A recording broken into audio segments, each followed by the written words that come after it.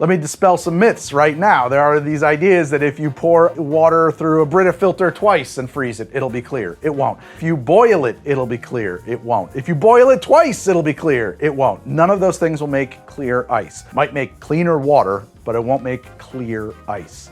Today I want to talk about how to make clear ice. Like clear. And I don't mean cleaner. I mean clear. I mean optically pure, lenticularly clear. You put it into a drink and it becomes totally invisible clear. I mean, that is clear. Why would you want clear ice for your drink?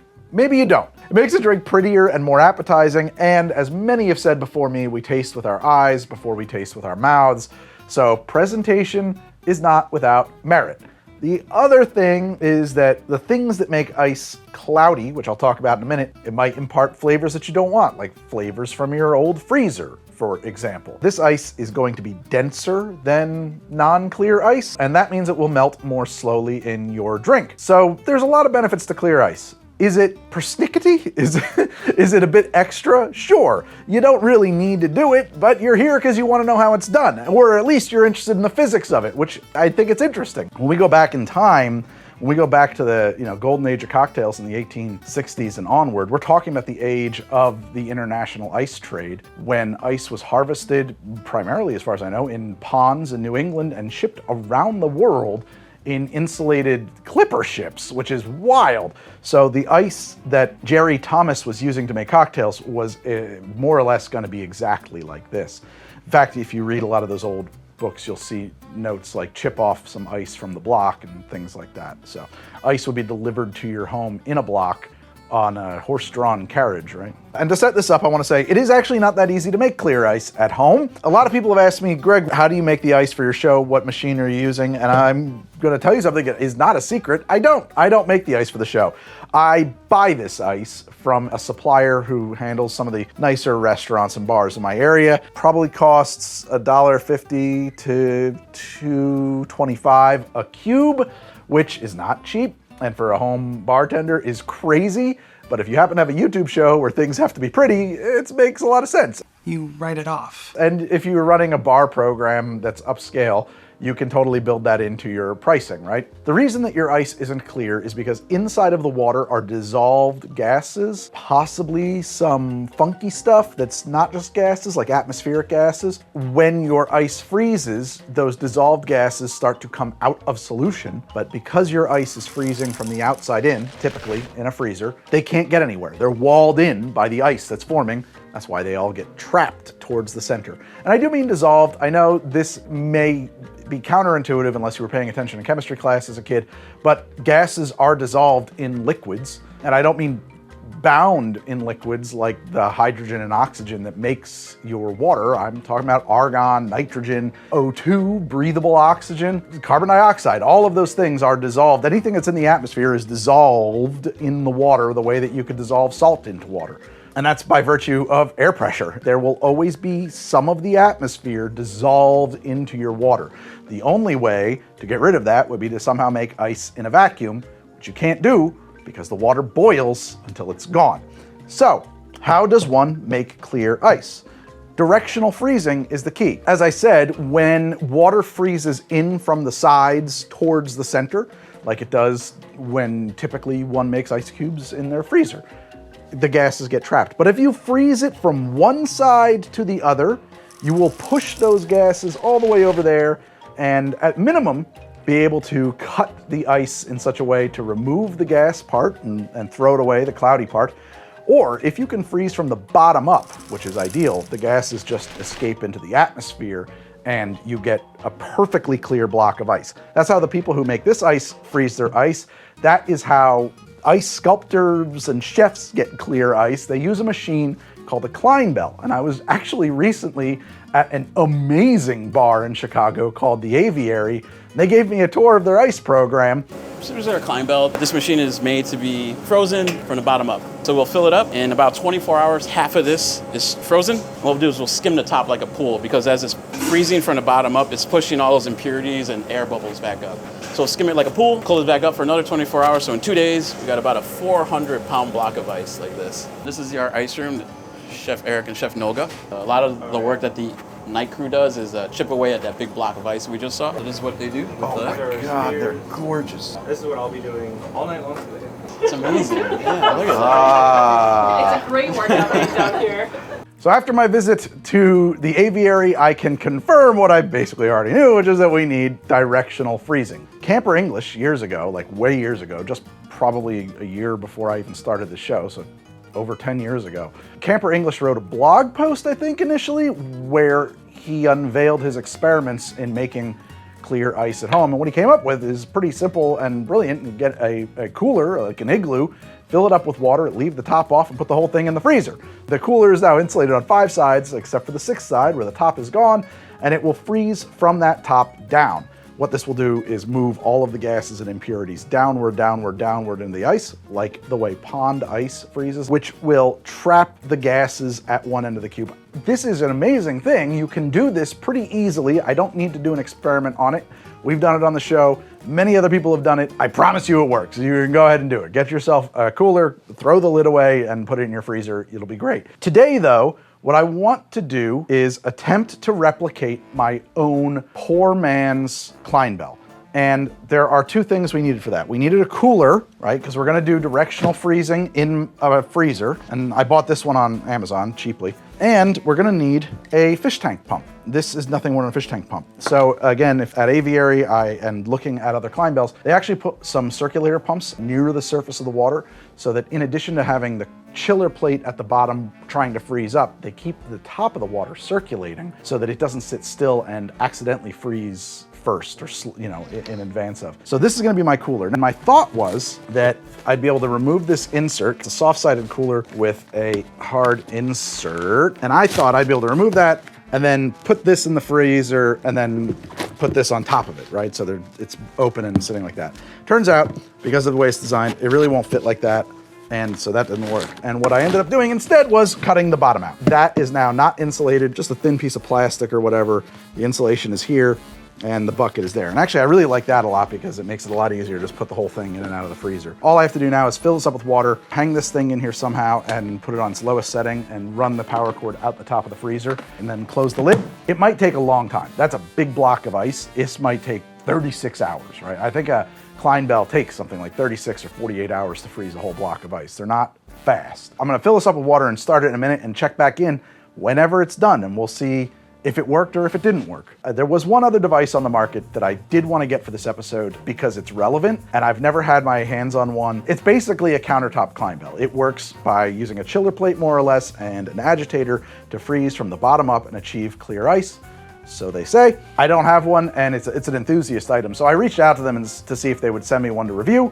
And they did. This is not sponsored. This is the Klaris Ice Maker. You can open this up. There is an ice tray in there with actually these 2 extra little inserts to help the ice cubes pop out. It chills from the bottom up. There's an agitator here. This is some kind of temperature sensor or solidity sensor. I think that's how it figures out when it's done. You fill it up with water. I think it takes about 12 hours and it tells you when it's done. So we're gonna find out. That's the other thing I'm gonna do. I'm gonna fire this up and let that run while my cooler is running. I already know that my cooler is going to take a lot longer than this machine will take, but it should produce much more ice when it does. You know, apples and oranges, fine. As I said, this is not sponsored. If I like the device and they're amenable, maybe we will do some kind of sponsorship in the future. Who knows? Let this stuff run and we'll check in when we have some ice, hopefully. It's been 3 or 4 days. I've kind of lost track. I was hoping this would be ready in a day, but I checked on it several times. It clearly wasn't. I don't know if it's done yet. Hopefully it is. At one point it was, oh no, it's not done. Well, it might be. So this doesn't look good. First off, it was leaning, which is an issue. Secondly, and I chipped through here to test something, it was freezing from the top down. That said, I don't know that it was not freezing from the bottom up as intended as well. In fact, there's ice down there. So maybe we have some salvageable ice here and this is not a disaster. It did not work as intended. Let's see if I can drain this and get this out of here real quick. Okay, so I drained that. A couple of things. One, I don't know. The water pump was circulating it, but it froze anyway, and I think it killed the water pump. That's interesting. 2, it was freezing at least from the top down and bottom up. I'm assuming it's also freezing in from the side.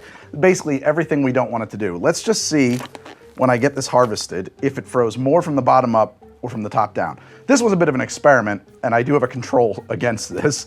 My goal here, of course, was to get it to freeze only from the bottom up. I don't think this cooler was up to the task. I think basically we would need significantly more insulation around the sides and top in order for that to be possible. I could probably make such a thing, but an episode of How to Drink has to come out every single week, and this one is it. So that's not happening in this episode. Let's get this out of here. I think, there we go. I should be able to get that out like that. Boop. And I dumped all this water out, so if I just turn this over, we should be able to get it to kind of release if I flex this. I like that. I like that you can, oh, there it is. That was easy. Hey, that's not bad at all. Wait a minute. Hey, so I'm actually gonna say that this was a pretty huge success. Yes, there's a big void in the middle here, and yes, it did freeze somewhat from the top down, but you can see here that we froze from the bottom up a lot. With some work, I could make this thing work great. Wow, okay, that is awesome. I did not know to expect that. Cool, I also have a control and we still have the Klaris to get to. So this is gonna work. I could easily dress that up and make it do a better job than that. It did freeze my pump right in here. This is what I was hoping to find, at least in this first experiment, that it would freeze more from the bottom up than the top down, which means we can improve this situation. And frankly, because of that air bubble, this actually isn't even gonna be hard to get rid of the bad ice. We just have to chip it away or cut it somehow. That's what we're gonna do in a minute here. Yeah, let's harvest, right? So before I get too far along into chipping at this, I should pause and point out, with ice like this, you want to what we call temper it. And it's sweaty, it's wet. In a drink, do I want that? Maybe. But if you don't want your ice to crack or fracture or shatter when you start to work on it, or when you put it into a drink, it needs to be a little bit tempered, which is allowed to sit at room temperature and start sweating. And even this is kind of risky, but I have such a big reservoir here of air that I don't think it's that risky.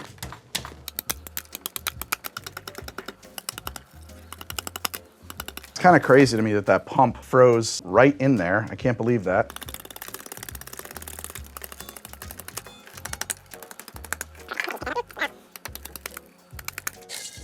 Beautiful. Exactly what I wanted to have happen here. Ice everywhere, of course. All right. I need a better ice working surface like they have at the aviary, of course, but I'm very happy with this. I mean, that's window pane clear and it's, I don't know, 5 inches thick here. That is awesome. I could not have asked for better out of this first experiment. Not 100% perfect. We don't have a perfect block of ice. That may not even be achievable, but what I did manage to do was get it to freeze from the bottom up more than the top down.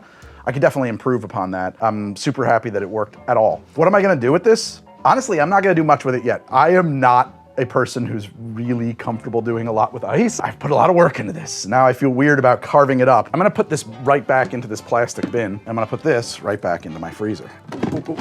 Careful.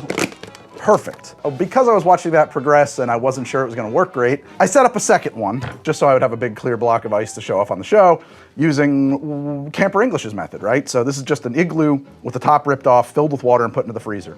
And it's not frozen all the way solid, which is fine. You don't typically want that when you do this technique. In fact, that's one of the things I don't love about it is that you kind of have to babysit it and get it out of there before it freezes solid. Otherwise you have to carve and carve and carve. The big block we just harvested, of course I had to cut off some bad ice from, but that was also a first attempt. So I'm not upset about the way that went. So let's get this out now. And I'm trying to figure out how to do that without it being a huge mess. I think I have to let this drain into my bus bucket. All right, so this is a bus bucket. I'm gonna invert this and, oh, there it goes. It came right out. This is more or less exactly what I wanted to be able to show you. So we can see it's just starting to freeze all the way around, which is really exactly where we wanted to stop this because now all I have to do is invert it and we're gonna release all that water. And what you have here is essentially the exact opposite of what we had in my other block of ice, where this had its bad ice water at the bottom, the other one had it at the top. Again, you have to throw away some of that ice. The goal with the bottom up version is to get it insulated and refined to a point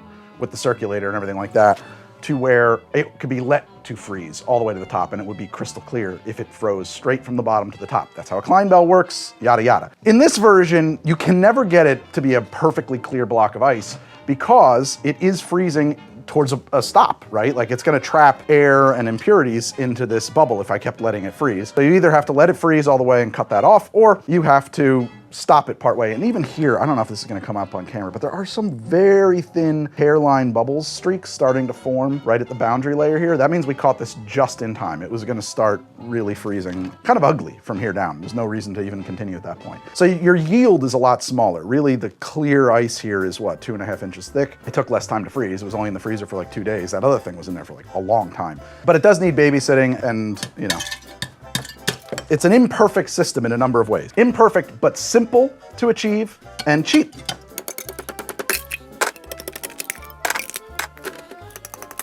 Light taps, I think, and make sure your ice is tempered.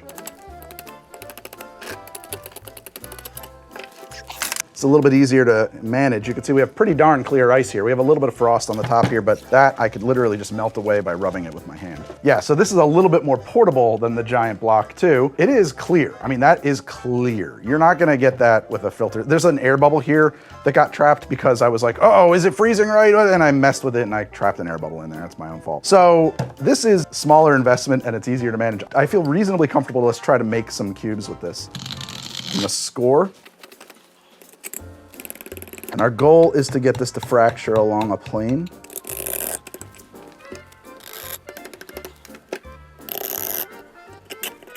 And there's definitely more refined ways of doing this than with an ice pick, but hopefully if we keep going, it'll just pop. A little bit, tap, tap, tap. Go from the other side maybe. And you might be thinking, oh, this is a battle against time. And like, I guess that's a little bit true, but it takes a lot more effort to melt a giant block of ice than you think, even when you're manhandling it. Boom. And that's our first little loaf of ice. We can now further divide that, and we can do the next one. There you go. There's your second loaf of ice there. And that's pretty good, actually, those three sort of things, because now I can make them into big rocks. I mean, they're too big, honestly. I probably should go smaller if I can. Maybe I can make these into 3. I'll tell you, it is a pretty simple thing. And then, you know, you could just chip away the part that it doesn't look nice if you wanted to. I think that'll work. Maybe take it and turn it into some kind of a spheroid. Okay. Somebody right now is saying, ew, their hands are all over my ice. You're right, this is for me and not for you. And even this is too big for my glass, so I'm gonna keep chipping away at this just to demonstrate a point. If I was the aviary at this point, or really any serious ice program at a serious bar, I would take this and put it onto like a baker's tray and refreeze it. Something like that. But instead, I'm gonna pour a bourbon right on top of it so you can see what happens. Hopefully this looks really cool. If that don't look pretty. Now, because this is hand chipped, it's not gonna be crystal clear. It's gonna have that working on it, but it's not so bad looking. And it's a great big, slow melting chunk of ice here. This is exactly the kind of ice that Jerry Thomas would have been using in his bar. Hand chipped block ice. Cheers to Mr. Jerry Thomas. Tain't bad at all. One of the issues with this is that you're gonna have a lot of water and a lot of ice everywhere, and I did just have to clean it up because there's a lot of electronics in here and they were in danger. And what that means is if you start getting into carving up ice, you're gonna need a dedicated ice carving station, I think, unless you enjoy dealing with chips of ice everywhere in a place that's not prepared for them and having to clean up the aftermath. I don't think I do. It comes back to why it's so much easier for me to just pay people to make the ice that I use on the show.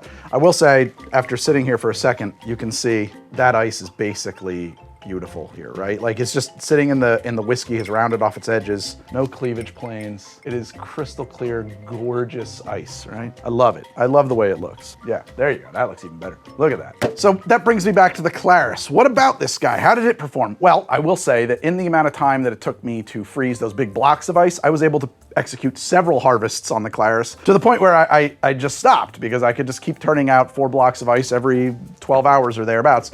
And they're easy to save in these little plastic tubs they give you, and they stay nice. At the moment, they are looking a little frosty. That's from being exposed to the atmosphere. Give them a minute, they're gonna clear right up. There's nothing really inside of them, except for maybe like some of them, just from the plastic tub, something probably I did. They settled on one side and this one got a little bit misshapen. But for the most part, you know, for the convenience of the operation, you cannot complain about the ice that it makes. It makes beautiful ice. Once you put this into, you know, let that come up to temperature so it doesn't shatter if you cared this much to get your clear ice. Although I kind of like the way a quick crack will look through perfectly clear ice. I think that's also beautiful in its own way. It's its own wabi-sabi. For convenience and results, I don't think you can beat it. It is not cheap. This is absolutely an enthusiast's device. It is hi-fi stereo equipment for bartenders, in my opinion. If you know much about hi-fi stereo equipment, it falls so far short of what hi-fi stereo equipment starts to cost if you go down that path. Don't go down that path. That path, you may as well just be a gambler. I don't know what they actually sell this for. It's, if I'm not mistaken, it's under $500, which is a lot of money unless you're the kind of person who just really wants to have clear ice all the time and you're the kind of person who has that kind of disposable income. If you could justify it, go for it. It actively chills it, actively keeps it frozen. You don't need to babysit it. You don't need to rush over as soon as it says it's done and harvest the ice unless you want to get another one going right away. It is a beautiful device. I would love to just sit this on my kitchen counter. I was hoping I would. And just have it churn out ice on a pretty regular basis for, you know, when I feel like having a drink. I'm not in love with the sound it makes. And I think you could hear it start up. That's the sound it makes. It's kind of a fan noise. It's really not that bad. Sometimes there can be like a bit of a, like a kind of noise. That's the part that I have a problem with. This is a me problem. It may not be a you problem. There it is. For me, I need this to be in a room that I'm not gonna be in, but I will put it in a room that I'm not gonna be in and keep using it. For example, I have a mini fridge that was as a secondary like fridge in our kitchen. I had to get it out of my kitchen. I can't stand the sound that mini fridge makes. So I might be weird. It may not bother you at all. So those are the only two drawbacks. It's expensive and makes a little bit of noise. It does everything it says it's gonna do, so I can't fault it for that. Now, there it is. How to make clear ice at home, directional freezing, a couple different methods I demonstrated. I was really worried about this episode. I did not know if my ice was about to harvest good or not. I was thrilled. Or get yourself a Klaris. I also will say all of those ice making molds that you can get that do directional freezing, they work. I have yet to find one that doesn't work. There's ones that make spheres, there's ones that make blocks. They take the water, they put the ice cube mold into a form with a chamber below where the bad water goes, and then it freezes that way and it seals off the water. I think Rabbit makes one. There's a bunch of other companies that make them. They work. I don't love them. They take a lot of time. At the end of the day, they're more trouble than they're worth for me because I buy my ice from a Clinebell maker. But if you want to go that way, they are cheap and they do the job. They don't do the same job this does as well or as set and forget, let's put it that way. And they take up room in your freezer. This just takes up room on your counter. I guess it's up to you what you have more of, counter space or freezer space. I have very limited freezer space, but presently, strangely, a whole lot of counter space. So I'd actually rather have something like this than another mold in my freezer. And here we go. You can, now that these have tempered up a little bit, I can take the frost off the outside. That is extremely clear. That's great. That is block ice clear. Look at that, beautiful. I mean, that's fantastic ice. Really great. So there's a lot of things to figure out about making clear ice, and none of them involve double boiling or double filtering your water. Thank you to Klaris for throwing this thing my way. Thank you guys for watching. I will see you soon in another episode of HTD.